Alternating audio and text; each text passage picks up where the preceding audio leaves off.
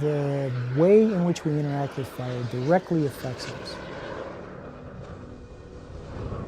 And all of those kinds of recreational and aesthetic and cultural and spiritual values of the forest are at risk.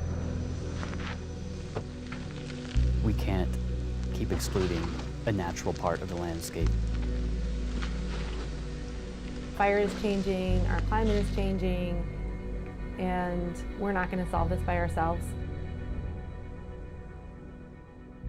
I just didn't perceive climate change affecting me as strongly as I realized that it really was. And our form of climate change was the drought and the resulting severity of wildfires. And that's probably the single biggest factor. It really caused me to question my values and how I was living my life.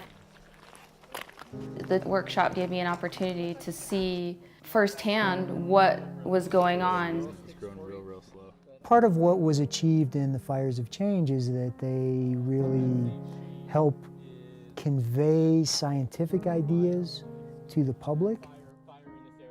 So we thought it would be an interesting take on fire science and climate science to have some artists learn about it and interpret it for us. The point of this show is getting people to rethink their relationship with fire. It's a conversation that we have to have if we're going to live in a fire-prone landscape.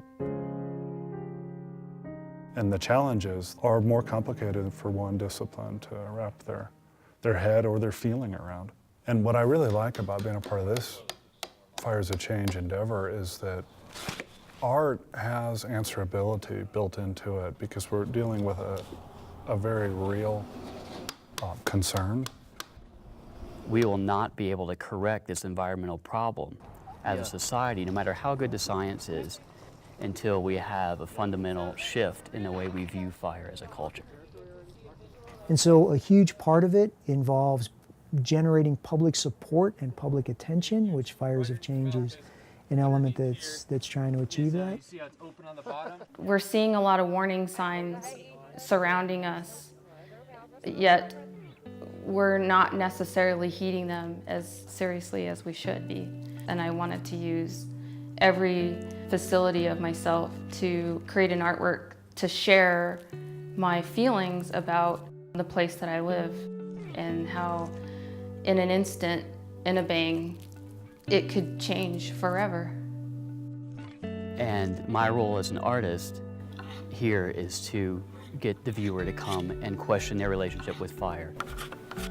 It's not if we're going to have fire, it's how we have fire and what it looks like when it's done. Started realizing that a burned forest could still be beautiful. I just needed to adjust my expectations of what I wanted the forest to be.